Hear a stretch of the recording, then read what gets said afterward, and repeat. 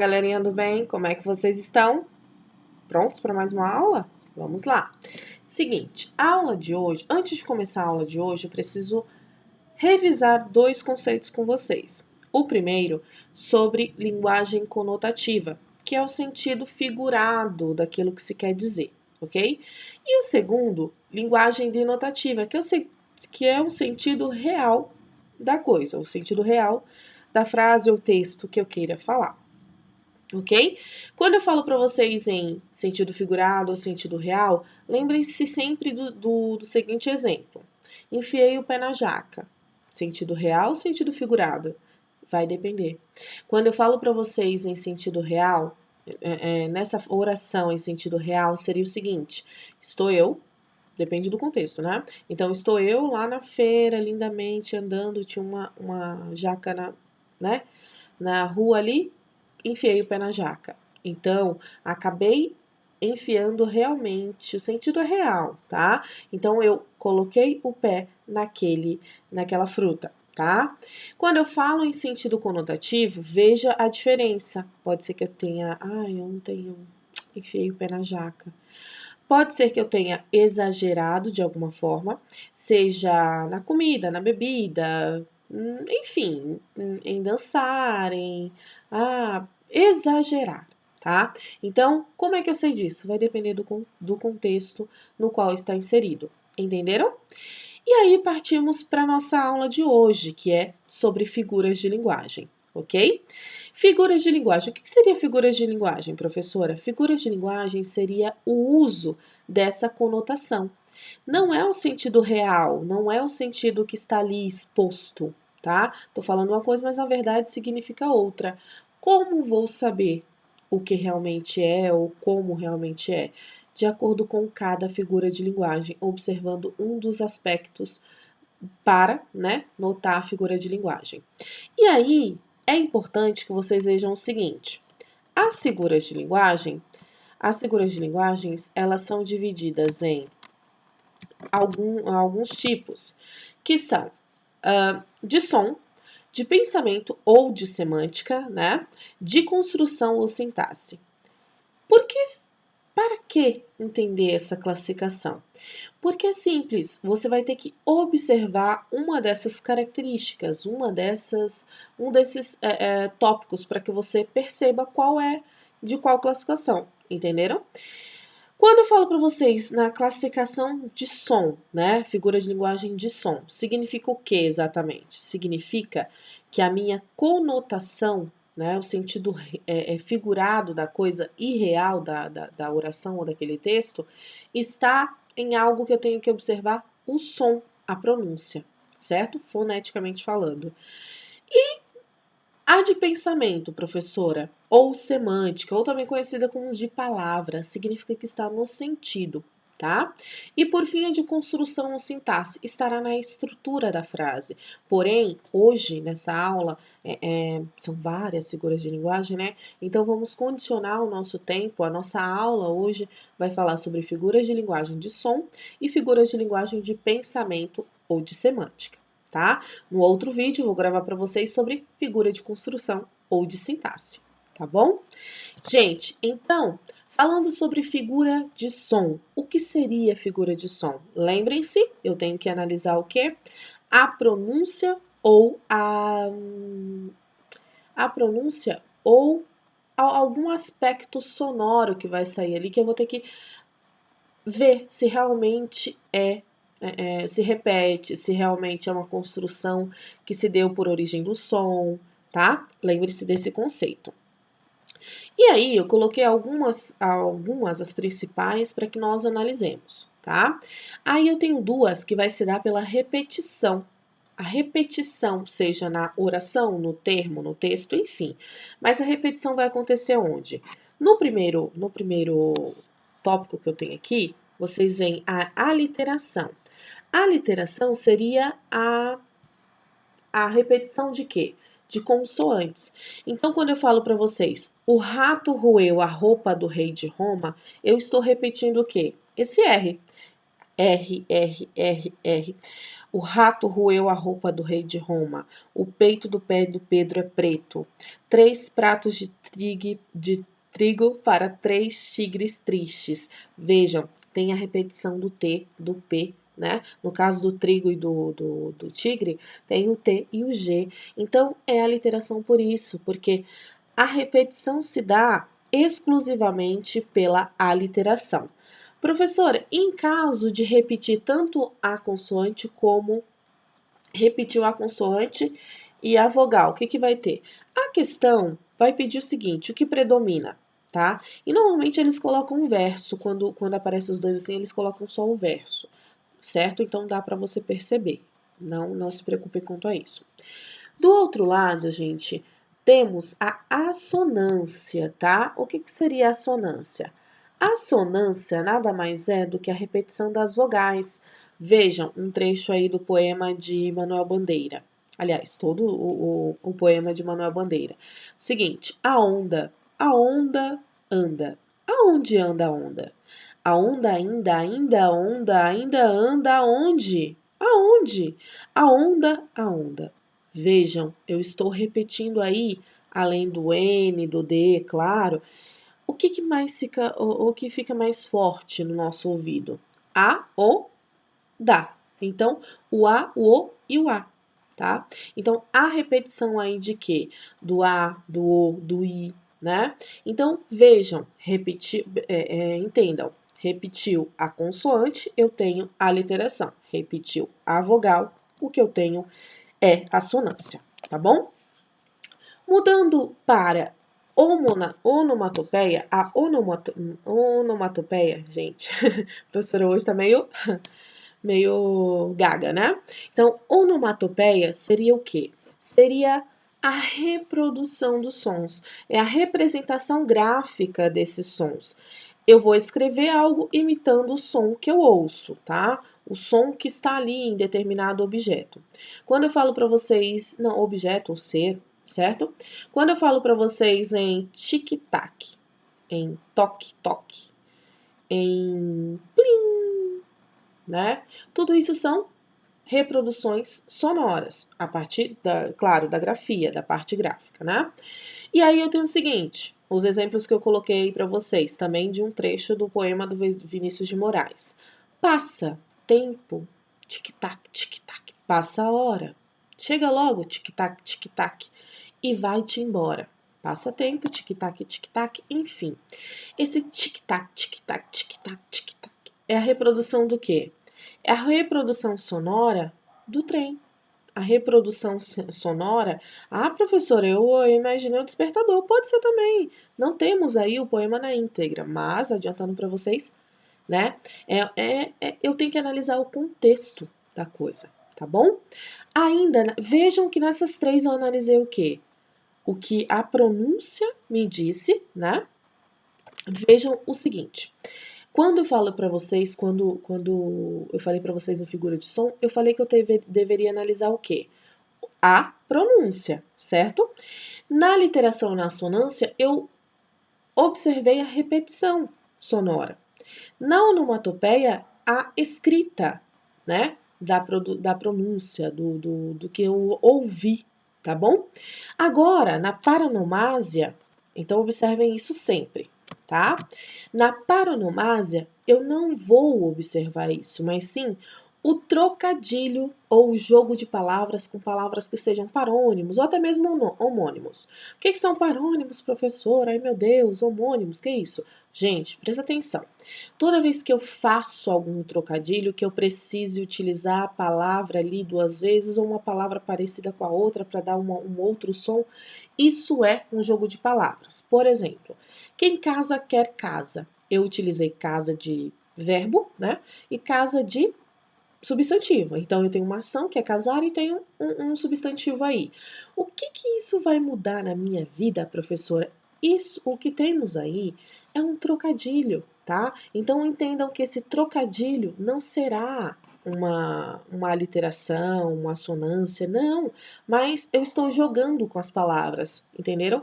Por isso que será paronomásia. A gente até dispensa. Veja, tem 2 palavras aí que sonoramente né? Que na pronúncia parecem iguais. Parecem, mas não são, né? Nem tudo que parece é, lembre-se disso. Esse também é um trocadilho que a gente pode colocar aí, né, na paronomásia, tá bom? Gente, estão entendendo? Qualquer dúvida, entre em contato comigo, tá? Bom, essas são as figuras de som, as figuras de linguagem de som.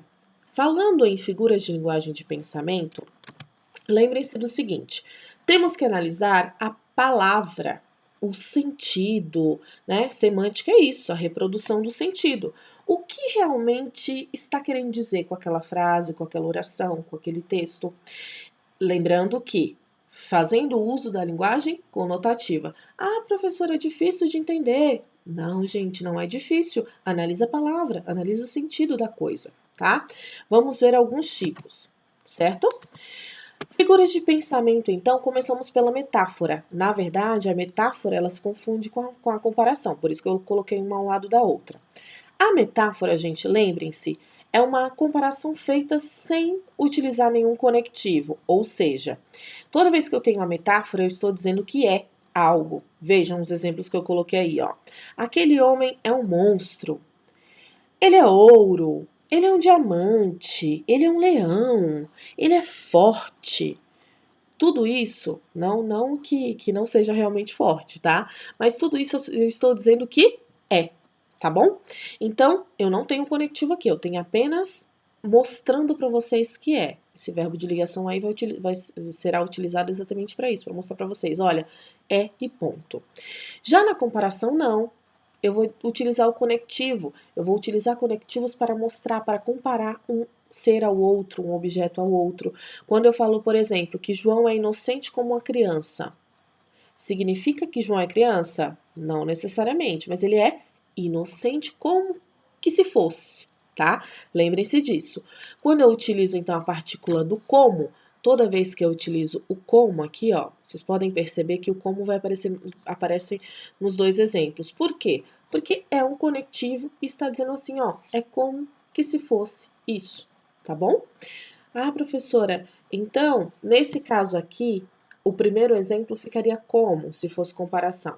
Ficaria assim, ó, ele é como ouro, ele é como um diamante. Olha só o que eu coloquei aqui. Ele é como um diamante, né? Aqui, ele é o próprio diamante. Entenderam a diferença entre um e outro? Isso é importantíssimo, tá? E aí, em seguida, vamos ver metonímia, né? Que nada mais é do que toda vez que eu tenho metonímia, gente, toda vez que aparece metonímia na prova ou qualquer questão para vocês, lembre-se do seguinte: existem várias classificações, tá? Então, eu vou fazer uma troca de um nome por outro, mas tem que existir, eu faço uma associação para trocar. Então, tem que existir aí uma relação real.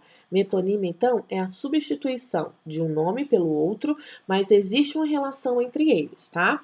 Existem várias classificações aí, ó. O continente pelo conteúdo. Um exemplo disso seria: comi 2 pratos no almoço. Eu como o prato ou o conteúdo que está nele? Entenderam? Então, isso aí é metonímia.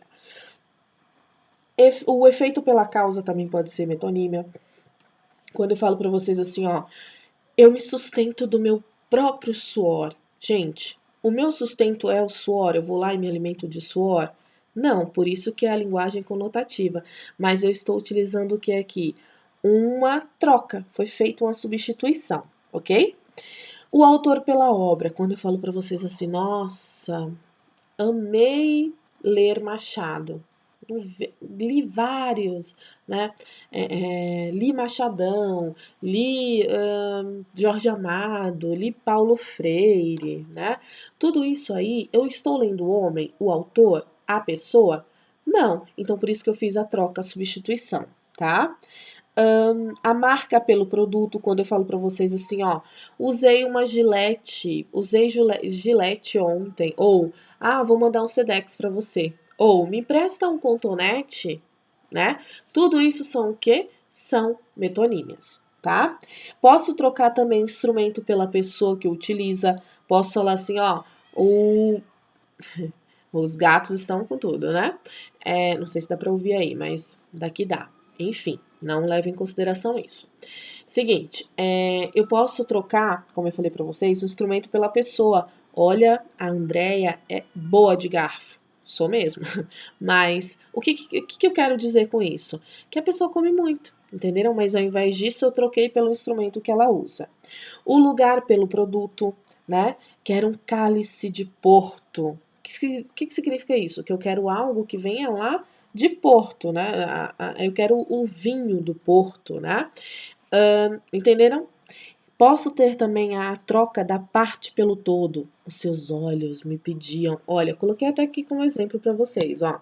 Seus olhos pediam alimento para saciar a fome. Eram realmente os olhos que estavam lá pedindo, implorando? Não, né, gente? Então, o que eu tenho aqui? Eu tenho metonímia também. Posso fazer também o singular pelo plural, que é esse exemplo que eu coloquei aqui também na letra A. Vamos conversar na diretoria. É a diretoria toda que vai falar comigo? Não, né? Apenas quem vai falar, ou vamos conversar com a secretaria, por exemplo. Não é toda aquele lugar ou aquela, não é o todo que vai falar, entenderam? Então, por isso é metonímia. Essa troca feita por um nome, mas tem que ter uma relação concreta, objetiva, que uma relação que seja válida, tá bom?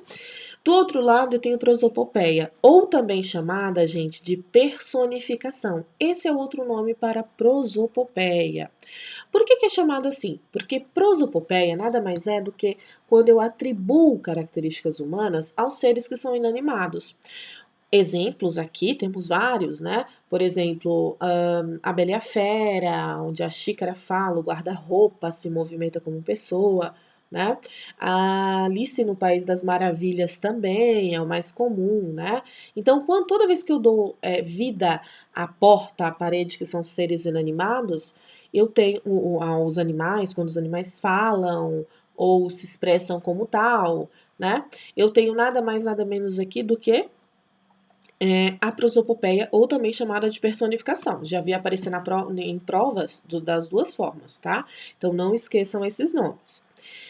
Os exemplos que eu dei aqui para vocês foram as paredes, né? As paredes têm ouvido, ou a natureza pede socorro.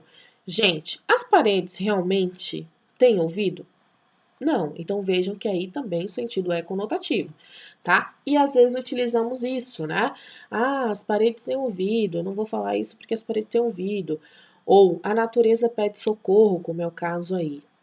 Isso também é uma prosopopeia, tá bom? Bom, galera, seguinte, a ideia de gradação, quero que vocês gravem isso, tá? A ideia de gradação é que tenha uma coisa acontecendo após a outra. Imaginem aí uma escada, tá? Então tem algo acontecendo um após o outro, degrau a degrau eu vou entendendo, eu vou conhecendo, eu vou subindo. Tanto pode ser progredindo quanto regredindo. Lembre-se sempre disso, tá? Então, lembrem-se de gradação com esse intuito que eu acabei de falar para vocês. É o encadeamento de palavras ou de ideias que são cumuladas, né? Pode ser que apareça só verbos, pode ser que apareça só substantivos. Ah, banana, maçã, pera, uva, tudo isso aí não é uma sequência, tá? Se for uma sequência ali de um conjunto, tem relação entre eles, está um após o outro, gradação. Olha lá os exemplos que eu coloquei para vocês. A famosa atriz rica, milionária, classe média. Veja, ela é rica, milionária, classe média. Eu estou progredindo quanto ao que eu estou pedindo, tá? Ao que estou falando, desculpe. Chegou, parou, olhou e, sem pensar, caiu no choro. Veja esse monte de verbo aí. Eu tenho ações após ações, né? Então, por isso que eu tenho gradação. Cumulativamente, eles vão se unindo, né? Se encadeando aí, tá? Do outro lado, espero que tenha dado para entender. Do outro lado, eu tenho antítese, tá? O que seria antítese, gente? Antítese seria nada mais, nada menos do que quando eu faço uso de palavras ou expressões opostas, mas de um mesmo sujeito, de algo que dê a mesma significação, por exemplo, tá? Então, quando eu falo para vocês, olhem lá os exemplos. Amigos ou inimigos, os dois estão sempre juntos. Então, são palavras contrárias, porém, aí estão falando das mesmas pessoas, né? Bem ou mal, estude sempre. É uma dica, professora? É uma dica para vocês que precisam estudar aí sempre. Se for pouco, se for muito, estude. Mas o que eu quero dizer aqui? Que tem uma palavra que é positiva, outra que é negativa, o contrário de uma é o outro?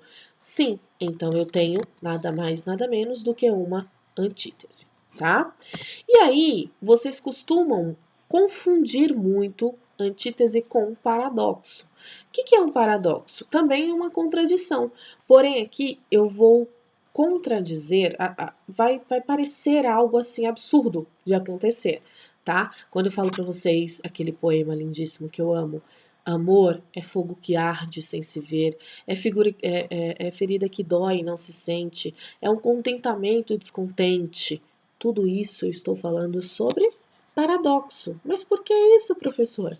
Porque é normal ter uma ferida que dói sem doer? Um amor que é contente e descontente?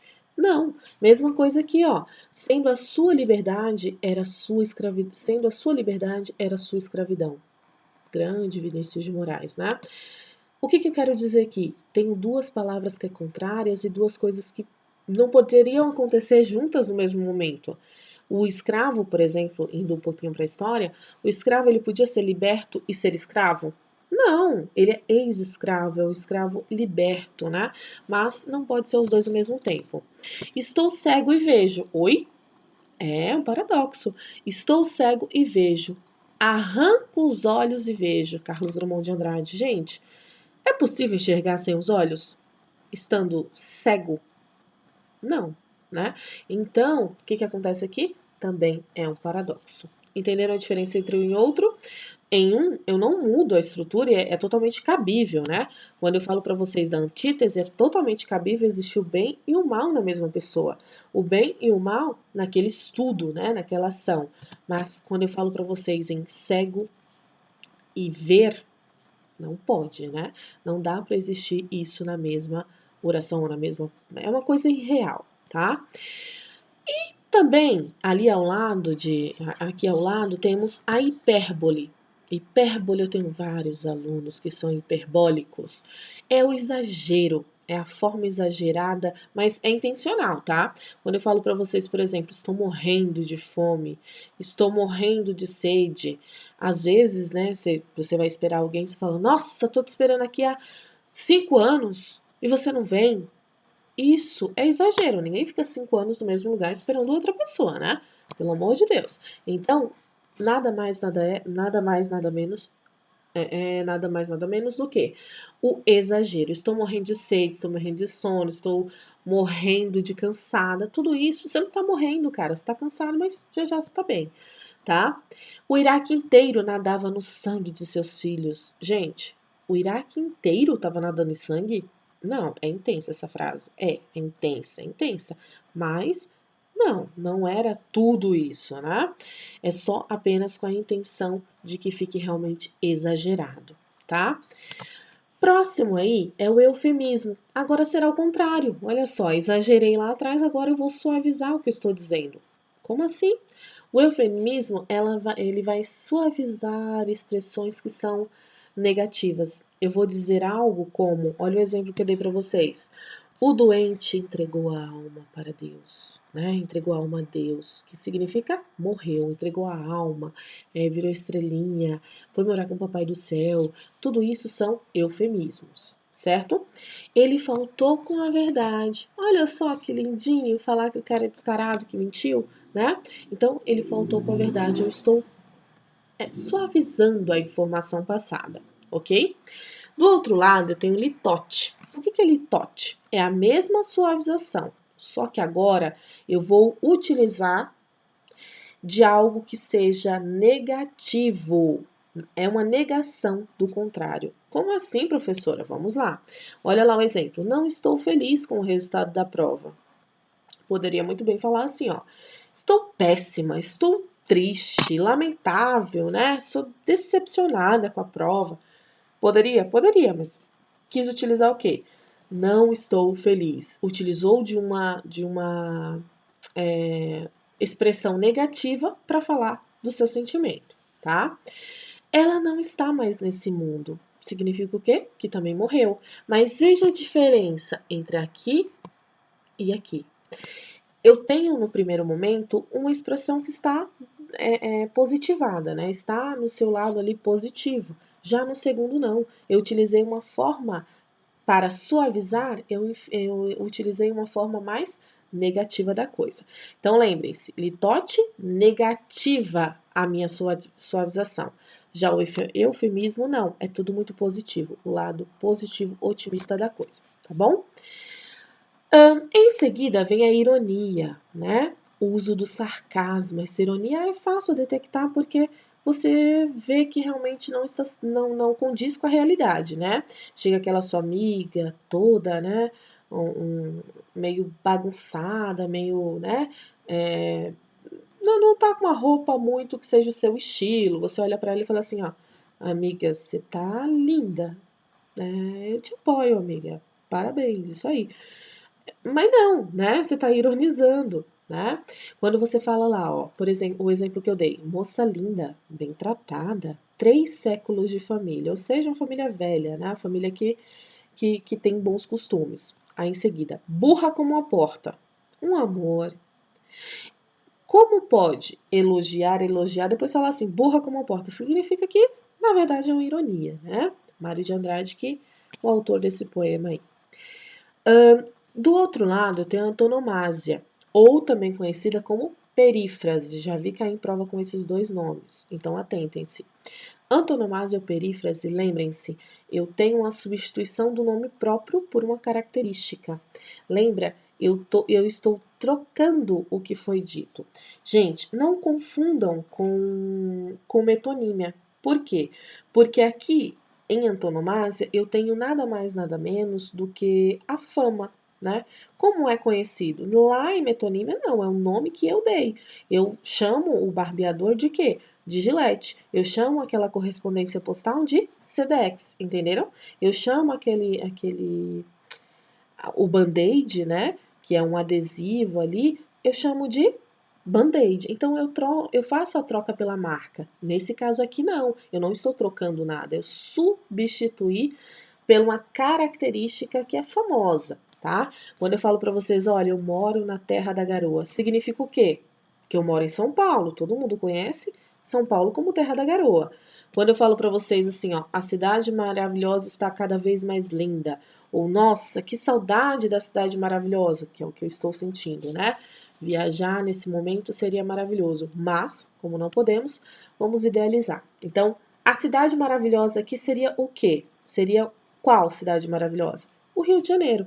Entenderam? Então, é uma característica geral, uma característica que está sendo dada por um todo, tá? Está sendo trocada.